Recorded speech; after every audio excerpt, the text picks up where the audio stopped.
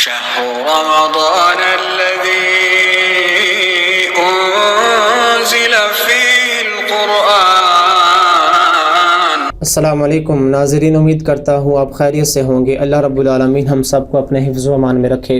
جیسا کہ اللہ رب العالمین کی توفیق و رحمت سے آج رمضان المبارک کا 7واں روزہ ہے، اور ہماری جو رمضان سیریز کا دوسرا سیشن تھا ہر پارہ کی پہلے آیت کی ترجمہ اور اس کی تفسیر کے حوالہ سے، آج چونکہ 7واں روزہ ہے تو ہم 7ویں پارہ کی پہلی آیت کا ترجمہ اور اس کی تفسیر بیان کریں گے۔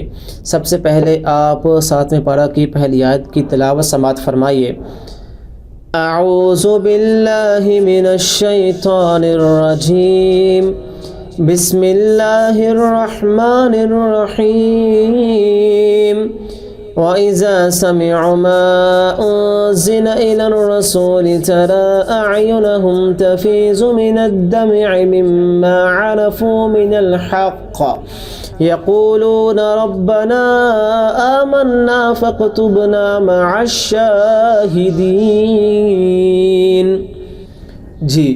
وَإِذَا سَمِعُوا مَا أُنزِلَ إِلَى الرَّسُولِ، تو جب سنا جو رسول اللہ صلی اللہ علیہ وآلہ وسلم پر نازل کیا گیا۔ کیا نازل کیا گیا؟ قرآن کی جب آیات نبی اکرم صلی اللہ علیہ وآلہ وسلم پر نازل کی گئی تو جب ان لوگوں نے سنی، کن لوگوں نے سنی؟ مفسرین یہاں مخاطب ہونے والے دو واقعات کو بیان کرتے ہیں کہ یہاں جن لوگوں کو مخاطب کیا گیا ہے، پہلا واقعہ یہ بیان کرتے ہیں کہ حبشہ کی طرف سے جو 70 افراد کا وفد آیا تھا، انہوں نے جب قرآن آ کر سنا تو وہ بات یہاں ہو رہی ہے۔ وہ کیا تھا کہ جب مدینہ میں نئے مسلمان ہوئے تو مدینہ والوں کا ظلم زیادتی بڑھ گئی، تو وہ ہجرت کر کر مدینہ سے حبشہ کی طرف چلے گئے۔ تو جب حبشہ میں انہوں نے جا کر دین پہنچایا تو ان کے ساتھ کچھ لوگ مل گئے۔ تو جب انہیں پتہ چلا کہ مدینہ کے اندر اسلام غالب آ گیا ہے اور مدینہ کے اندر امن قائم ہو گیا ہے، تو 70 افراد کا جو وفد ہے وہ حبشہ سے مدینہ کی طرف آیا۔ تو ایک بات یہ بیان ہو رہی ہے کہ انہوں نے آ کر یہ قرآن سنا، تو ان کی یہ بات ہو رہی ہے کہ جب انہوں نے آ کر قرآن سنا تو چونکہ حبشہ کی طرف ہجرت 2 بار ہوئی تھی، تو بعض مفسرین نے یہ پہلا واقعہ بیان کیا اس آیت کے حوالہ سے، اور بعض نے دوسرا واقعہ بیان کیا۔ وہ کیا تھا؟ وہ یہ تھا کہ جب حبشہ کی طرف مسلمانوں نے دوسری مرتبہ ہجرت کی تو کفار مشرکین ان کے پیچھے اپنے کچھ آدمی بھیجنے کا سوچا کہ ہم اپنے آدمی وہاں بھیجتے ہیں اور ان کو وہاں سے بلوا کر ان پر ظلم زیادتی کرتے ہیں۔ تو جب انہوں نے دیکھا کہ قریش میں سے سب سے زیادہ ہوشیار مشرکین کون ہیں،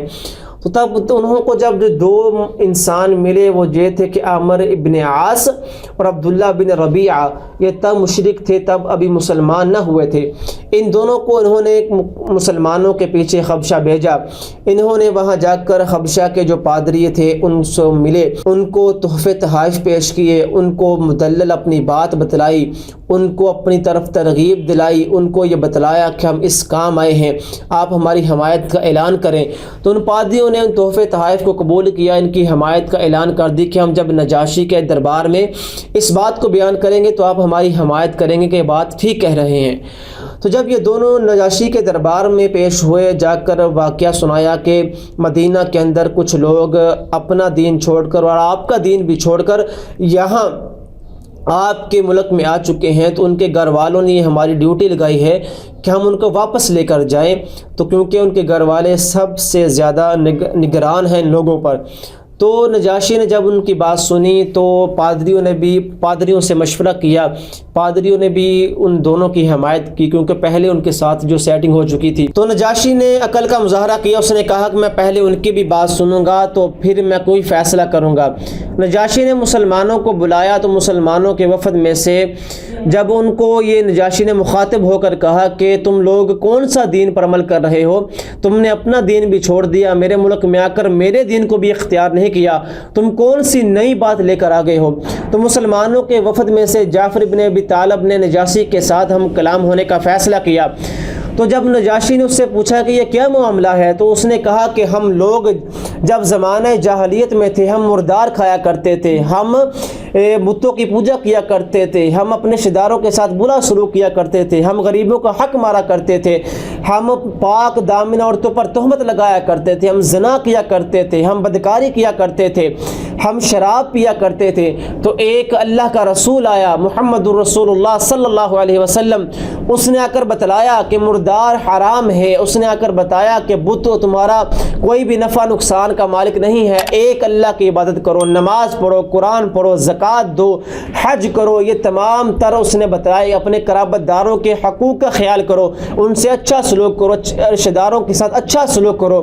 اس نے ہمیں یہ سبق دیا آ کر، تو ہم نے کون سا گناہ کیا ہے؟ تو ہم نے یہ سوچا کہ جب ہم نے یہ دین اختیار کیا مدینہ کے اندر تو ہمارے اوپر ظلم و زیادتی بڑھ گئی، ان لوگوں نے ہمارے اوپر ظلم و زیادتی کا انتہا کر دی، تو ہم نے آپ کے ملک کو پسند کیا کہ ہم آپ کی نگرانی کے اندر یہاں محفوظ ہیں، ہمارے اوپر ظلم نہیں کیا جائے گا، ہمارے اوپر